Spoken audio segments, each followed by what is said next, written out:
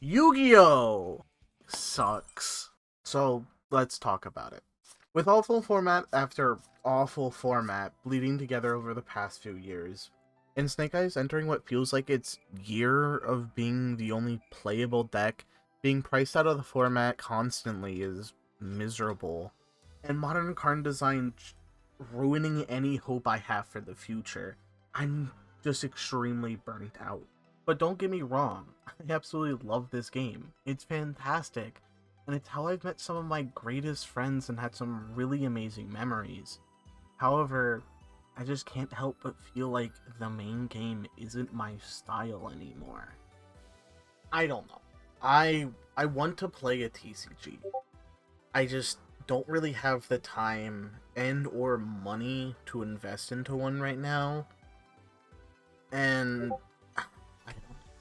I just wish there was some sort of fresh new TCG that's exciting, feels like Yu-Gi-Oh! It doesn't break the bank. But surely there's nothing like that, right? Who the fuck keeps DMing me?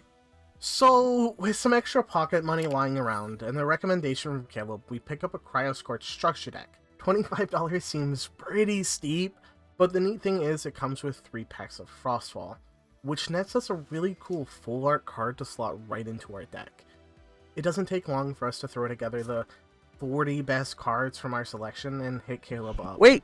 Just the ropes. Wait! Stop the video. This is stupid. This is so dumb. Hey, hi, how are you? I'm Chu. I'm sorry to interrupt your viewing pleasure on maybe my greatest video of all time. But I've got a few things to say, and I don't have a script, so I'm sorry. But if you enjoyed this video, I'd really appreciate if you liked, commented, or maybe even subscribed.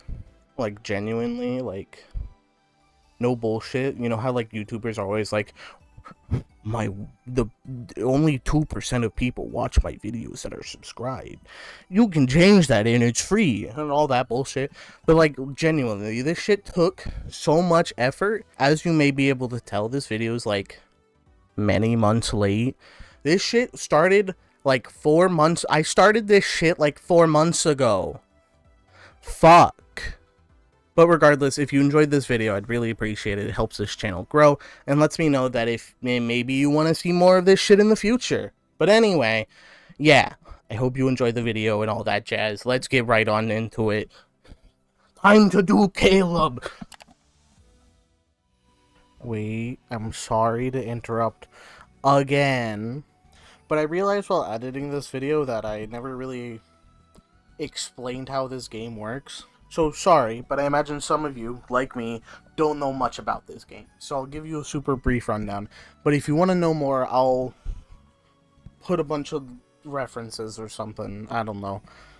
But anyway, Elestrals is a mythology-based TCG that uses what feels like a unique take on both life decking and, like, the Dawn system in one piece. So you use a spirit deck of 20 cards to, like, sling spells and cast creatures named Elestrals. But anyway, I think it's time to actually learn how this game works. Lamau. So for Zeus, you could enchant up to 3 more, so you could have 4 total under it. So it is the 1 cost plus the 1 on the I'm the seeing card. a lot of thunder things. Are you about to bully me with the best deck? Oh no, I'm not. The deck I'm playing is this. I'm using Thunder Explain, so I don't show you the deck that I'm playing. Okay. I was about to say, I'm gonna get bullied by the No, best. This is like no. teaching someone No. Yu-Gi-Oh! Be like, okay, so I'm gonna teach you how to play Yu-Gi-Oh! With Snake Eye. Yeah, so Snake Eye. Yeah, no. I wouldn't do Normal that. summon Ash. Shiggy's, when she was learning, got Spark It hand looped in her first game, and I was like, whoever did that is a psycho. That sounds awful. I don't think that's great. That's not terrible. So that's Well, I mentioned I don't want Cryover in hand, right? You don't, but it, like, still can resolve. This isn't a great hand. I'd probably mulligan this. It doesn't hurt your deck too bad to mulligan anyway, because yeah, you do 2 frost because it gets your Crylink closer to being able to trigger. That sounds crazy. Okay, that doesn't look that bad. That's a good hand. You would start off with the Neck Ruff as your normal summon. Yeah, because I think Because I want to wait for the 6 for Cryoling, I imagine. Yeah. Yeah, you wouldn't want to Cryling until you can ascend pretty much. You can set all of those. Yeah, I'd set I'm the gonna, drops I'm of gonna lead. bluff. I'd keep the Ambrosia in hand, but I'd bluff with drops of lead. The drops of lead is kind of a mid card at the moment, and so until you can swap it out, I like it as a face down. We'll go for Jolton, and I'll use the effect that's gonna let me go get Stadium, and we'll get Mountains of Boreas. I'll then set 4 back row, and I will pass. I don't hate expanding to draw here because it gets your Cryling closer to able to activate. You don't want to normal it the turn anyway. Oh hey. Yeah, there you go. So that can get you in Frostix now. That's sick. Well, I'm just gonna go ahead and run into the Tsunami anyway, so I'll Yeah, that's probably what you do. There's no harm in anyway. It forces me to use my interaction. Yeah, interact. Yeah, Woohoo! Draw I for can't turn. believe I'm interacting with my opponent. I think I'm just gonna Earthquake the Necroth here. Sure. And then I will set 1, I'll put Jolt into attack, and I'll punch you for 1. Oh no. And I can search my deck for a Frost. Yeah. Guess I just pass. Okay. I don't think like crashing is that great for me. I'd agree. I do not think that you want to crash. We will expend to draw here. Sure. Oh, that feels very good. Draw. What is that card? It's a 2-drop Chivalror. So it lets me enchant a Frost from my Underworld to a Frost Celestial on field. And then if Mountains of Boreas is enchanted, it can't be targeted by Rune. What the fuck? No! And I will pass back to you. Then I'll just go battle. Yeah. Attack at 5, right? Yeah. If you've got 4 in Underworld, then yeah, it would be 5. I will Gorgon's Battle Step. I Prometheus that? You can indeed that. Pog. I'm so good at this game. Alright, so I'll get back the Frost. I'll attack with an Narp. Sure. I'm gonna Earthquake the Cryolan. No! Go for Cataract and Defense. I'll use the effect that's gonna let me get back Frost. Yeah, I'm gonna do the Unfrosting. So I'm gonna expend 2 Frost. Yep. Discard it to special cast a Cryoling. Cryoburn. And I need to put another spirit under it. With water. So does he just go to the graveyard now? Or does he stay under? Yeah. No, he goes to... Spend... Or not expend. Summon. And then he'll trigger to... Send. Yep. I'm so good at this game! Let's go! Yippee! Let's go! That's not what I thought it was. That's not a Leviathan. Going for a water, yeah. F5, so I definitely think I am. Yep. Attack Cryovern into your elephant. I will bounce. No! Oh, I should have attacked it with Narcoon. Silly me. I mean, same outcome anyway. It's the same outcome, yeah. I'll attack it with the Narcoon. Yeah. And I'll then take 2. swing for 2. I'm at 6 now. Go ahead. Okey I doke. think I played that turn well. Draw for turn. What the fuck did you just draw? On Frostix, it's a more Frost Abominable form. I see. Frostix for the Catarant. Get back to Frost. Mountains of Boreas. Oh! So And crazy! I'll ascend over Catarant. Into who? Chivalror. Okay. Cannot be targeted by Rune effect. Okay. I will Shiver effect. I will enchant Frost to it. So it's got He's 3 at 10 Frost. attack now. Go combat, and I will attack it. Cryover. Sounds good. Go ahead. I don't have enough water, guys, Oh. in this. All right. Well, I will The swing. deck for never one damage gave me then. enough. Damn. So sad. So over That is my the hard thing Cryoburn, about water enchanting Cryoburn. Yeah. Right. Yeah, you can do I that. just have to pay the put one frost on it, right? You can put anything under it. Yeah. It could be. You could do a wind. You could do a thunder. Yeah. It doesn't have to be a frost. Well, I think I want a frost because Mountains of Boreas is. Yeah, I'm just saying it could be anything. You're not required to do anything. You're at 10, right? I'm at 10. I think now is where it drops a leaf. This is tough. How the fuck I beating that thing? Big guy. Big dude. Big freaking cat. Big freaking cat. Ma! It's a cat! It's a It's big a red fucking cat! Yeah, Caleb, I don't see an out. I guess maybe I just hope you don't have a play.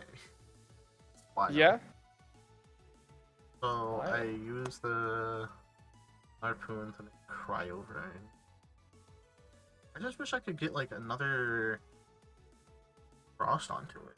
Can I special cast with the special? No, I don't even have. I wouldn't even have it. Yeah, I'd crash and take one, Crash, you'll take one. and then the scepter would trigger, but I don't have any spirits left. Unless Well, I you don't can. have Keon on field. I mean, yeah. Well, the scepter would go to the grave because it is gone. Yeah, I mean, I'm just dead. Yeah. Unfortunate. A second game doesn't prove to be much closer, with Caleb's Frost deck handing us another solid and swift defeat. But with a kindled fire under us and this session in the books, we set our sights to playing in one of the weekly webcam tournaments, with a hopefully attainable goal of winning a single game. The first game of the tournament sees us against some sort of water control strategy. You'll have to bear with me here, because I don't know what the deck archetypes are, and I barely understand what half of the cards' names are. Regardless, an early 6-8 elephant thing forces us to make a very aggressive play to crash and swing with Cryoverns, using Chains of Prometheus to stop a tsunami, though resting on your laurels will remove our second Cryovern, and unfortunately the better cards and better advantage is too much for us to deal with, and we're pretty quickly swept under the water. Going into our second game, we're up against what looks like the Imperowatt structure deck. The game starts very back and forth, utilizing removal spells to create a very close game state, such as using Warmite to get over his Pengawatt. Though, we quickly reach the end of time with both of us on 3 spirits left. As time is called, our opponent offers us the draw, but we have an eruption in the back row to pick up the game and accomplish our goal for the tournament. And then I will attack it with my Snow Waddle to hopefully destroy it, and then hopefully attack you for 1 spirit of damage with my aDrive. How many spirits do you have in your spirit deck? I currently have 1, 2, 3 spirits. 3. Uh-huh. I will tsunami. Alright. Do you want to go ahead and call it? Because I know they're probably waiting on us. How many spirits do you have? I've got 3. You said you have 3? I have 3 in my spirit deck yet. I've got an eruption in the back row. Fighters Oh. to play for it. Go ahead and play it, and then you win. Yeah, it's your turn. Alright. If you have the fire spirits, play it and you win. Oh, Alright, GG. GG's, man. That was the next card was the guy I was waiting for so long. I'll draw 2. No Ash Blossom yet. Oh my goodness. Here, let me just pull it out of my my deck box. Our third game is against a fellow Frostcaster, and despite the cold temperatures of his deck causing his webcam to often freeze... Oh, shut up, that was a bad pun. They're able to put on the early pressure with a Cryovern, adding a second very quickly using a card called Tadflow. And despite our own Cryovern with a Scepter of Keon, our opponent has the out, forcing us onto the back foot the rest of the match, without a way to out this card, so we scoop it up. Our last game of the night features a fight against what looks to be a wind-earth strategy. Regardless, an early game set of Sorlets puts us into a really rough spot, and unfortunately our Cryovern is met with an Earthquake before it can really get us back into the game, and it's just a quick set of turns from there, as we try and fail to hold on for something. Hey, hi. I hope you enjoyed my first dive into the Elestrals trading card game. The game was pretty fun to learn, and I'd like to share my initial thoughts on the game and maybe some criticisms I have overall. I think I'd like to preface this entire discussion with try the game out for yourself. While this game might not be entirely my cup of tea, it might be different for you, and you should probably go find out. And I heard they're coming out with a free online client, so there's not much of an excuse to not try the game at least. So my first main point is in regards to the monetary aspect of the game. From the outside looking in, the game looks relatively cheap to enter. One structure deck generally gets you pretty close to a playable deck. Contradictory though, due to the lack of varietal options and no official way of buying singles like Card Market or TCG Player, the game feels expensive since your options are $130 for a box, $25 for a structure deck, or like $6 for a single pack that has a shiny card in it. I think the main point I'm trying to get at here is I'd like to see more variety and a shift towards offering more options in the Elestrals shop. The main option being something like a starter bundle for new players. A relatively cheap product that provides new players with like 10 to 20 of each spirit, along with some necessary staples to get into the game, like ambrosia. I can't tell you how awful it felt to only have 2 ambrosia and kind of have my deck building limited because, well, I only have like 2 Terratlas. My next point is in regards to the cards themselves. Full arts are damn fucking gorgeous, I'll tell you that. And the rarity system itself is really good. Having common cards printed at chase rarities is a breath of fresh air from Yu-Gi-Oh, you know. But then we get to my main criticism. Cards look busy. Keywords are one thing, but key symbols is just not really design I can get behind. It makes cards just way more convoluted and confusing than they need to be. I mean, throughout this entire video, I could not tell the difference between an invoke rune and a counter rune, and I don't think I still can do that, if not for the damn fix they did, where they now tell you what kind of rune it is. And that just simply emphasizes my point that key symbols are a bad game design. Moving on from that, I'd like to talk a little bit about the card art. Hot take, kinda mid. It's gotten a lot better with Daybreak. Cards like Fulgaries? I think that's the card. Look sick as fuck. But about half the cards from Frostfall and the structure decks look like they're posing for 7th grade picture day. I'll give you a pass, some of them are adorable though, but it's still kind of an issue. My last and final point is in regards to card balancing. I'll give the game somewhat of a pass here since it's still relatively new, and that means it's still trying to find its identity, trying to find out where it wants to sit power level wise and card design wise. First up is power creep, and as I stated before, I'm giving them somewhat of a pass on this. But I really hope my Frostfall cards aren't useless down the line by like set 4 or 5, because it really kind of feels like that with the insane jump in power from Frostfall to Daybreak. Next is what I feel like is a pretty glaring weakness in card design. There seems to be a lot of emphasis on uninteractive and miserable card design. Something like Thunder Nexus as a deck was allowed to thrive because a card like Spark It was given such a back-breakingly good ability, being able to hand rip your opponent and giving you insane hand knowledge for the rest of the game, coupled with a lot of enablers that just made the deck very uninteractive and miserable to fight against. The same can be said about a lot of the deck archetypes this deck seems to want to build around. Something like Burn and Mill are often very controversial archetypes because they play on such a different axis than other decks. And going into the Daybreak meta, seeing something like an FTK on set 3, it's frustrating.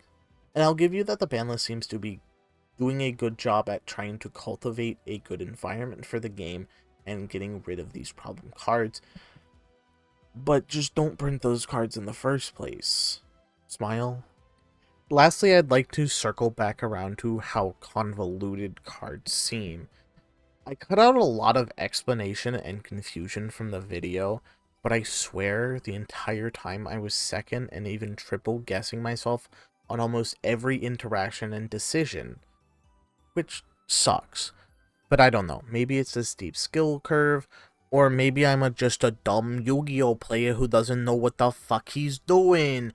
It sucks to rag on this game for some of these issues, considering I'm a Yu-Gi-Oh player, but overall I think the game is pretty well made despite all of my criticisms. I'm excited to see what the game has in store in the next sets and the coming years, and I'll definitely be giving Elestrals class a try. And to end off on a good note, the best part of this game is the awesome amount of communication, and I think aDrive is doing a fantastic job at fostering a wonderful and welcoming community.